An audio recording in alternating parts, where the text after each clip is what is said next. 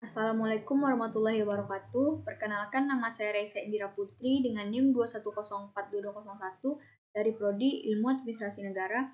Pada hari ini saya akan presentasikan mengenai kelembagaan negara, lembaga tinggi negara, dan hubungan antar lembaga tinggi negara. Konsep kelembagaan negara. Hans Kelsen menguraikan bahwa siapa saja yang menjalankan suatu fungsi yang ditentukan oleh suatu tata hukum adalah suatu organ. Artinya, organ negara tidak selalu berbentuk organik. Di samping organ yang berbentuk organik, lebih luas lagi, setiap hukum kelembagaan negara, jabatan yang ditentukan oleh hukum dapat pula disebut organ, asalkan fungsi-fungsinya itu bersifat menciptakan norma atau bersifat menjalankan norma. Di samping pengertian luas itu, Hans Kelsen juga menguraikan adanya pengertian organ negara dalam arti yang sempit, yaitu pengertian organ dalam arti material. Individu dikatakan organ negara hanya apabila ia secara pribadi memiliki kedudukan hukum yang tertentu. Ciri-ciri penting organ negara dalam arti sempit ini adalah yang pertama, organ negara itu dipilih atau diangkat untuk menduduki jabatan atau fungsi tertentu. Yang kedua, fungsi itu dijalankan sesuai profesi utama atau bahkan secara hukum bersifat eksekutif. Yang ketiga, karena fungsinya itu ia berhak mendapatkan imbalan gaji dari negara. Berikutnya adalah lembaga tinggi negara. Yang pertama adalah Majelis Permusyawaratan Rakyat atau MPR. MPR adalah lembaga negara yang keanggotaannya terdiri atas DPR dan DPD, yang anggotanya dipilih melalui pemilihan umum dan diatur lebih lanjut dengan Undang-Undang Pasal 2 Ayat 1. Kedua adalah Presiden. Presiden adalah kepala negara dan kepala pemerintahan yang dipilih langsung oleh rakyat melalui pemilihan umum dan dilantik oleh MPR. Menurut Pasal 4 Ayat 1, Presiden Republik Indonesia memegang kekuasaan pemerintahan menurut Undang-Undang Dasar. Di dalam menjalankan kewajibannya, Presiden dibantu oleh seorang wakil presiden. Yang ketiga adalah Dewan Perwakilan Rakyat atau DPR. DPR adalah lembaga negara yang keanggotaannya dipilih oleh rakyat melalui pemilihan umum yang berlangsung bebas dan rahasia. Anggota DPR merangkap jadi anggota MPR. Yang keempat adalah Dewan Perwakilan Daerah atau DPD. DPD adalah lembaga negara yang merupakan perwakilan daerah yang keanggotaannya dipilih langsung oleh rakyat melalui pemilihan umum.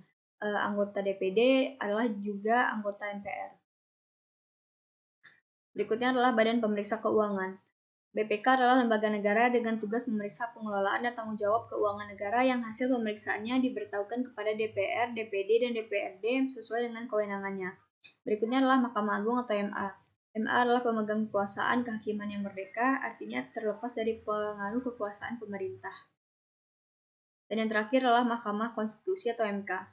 MK adalah pemegang kekuasaan yang mengadili pada tingkat pertama dan terakhir yang keputusannya bersifat final untuk menguji undang-undang terhadap undang-undang dasar. Memutus sengketa kewenangan lembaga negara yang kewenangannya diberikan oleh Undang-Undang Dasar, memutus pembubaran partai politik, dan memutus perselisihan hasil pemilihan umum. Berikutnya adalah hubungan antar lembaga tinggi negara. Yang pertama, hubungan antar MPR dan Presiden. MPR sebagai lembaga negara mempunyai hubungan dengan Presiden sebagai penyelenggaraan pemerintahan lembaga tinggi negara. Hal ini dapat kita lihat dari tugas dan wewenang MPR yang hubungannya dengan Presiden, yaitu melantik Presiden dan Wakil Presiden. Berikutnya adalah hubungan antar MPR dan DPR. MPR dan DPR mempunyai hubungan yang erat. Dilihat dari keanggotaannya, anggota MPR terdiri atas DPR dan DPD. Ini berarti anggota DPR bagian dari anggota MPR. Anggota DPR merangkap anggota MPR. Hubungan antar MPR dan DPD. MPR dan DPD mempunyai hubungan yang erat dilihat dari keanggotaannya. Anggota DPD juga anggota MPR. Dengan demikian, anggota perwakilan daerah juga merupakan bagian dari anggota MPR. Berikutnya adalah hubungan antar DPR dan Presiden. Hubungan antar DPR dan Presiden dapat dilihat dalam kerjasama menyelenggarakan tugas legislatif. Dalam hal hubungannya yang lain, yaitu DPR bertugas sebagai pengawas terhadap tindakan-tindakan Presiden, apakah tindakan-tindakan Presiden menyimpang atau tidak dengan Undang-Undang Dasar. Berikutnya adalah hubungan antar BPK dan DPR.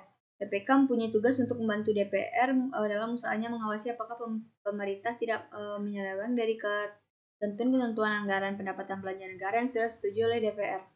Berikutnya adalah hubungan antar DPR dan MK. Hubungan antar DPR dan MK dapat dilihat dari wewenang DPR, yaitu diantaranya mengajukan usul pemberhentian Presiden atau Wakil Presiden kepada MPR. Dalam hal ini, DPR dapat mengundang sidang istimewa kepada MPR. Baiklah, sekian yang dapat saya sampaikan. Apabila ada kata-kata saya yang salah, mohon dimaafkan. Wabillahi taufiq wal hidayah. Assalamualaikum warahmatullahi wabarakatuh.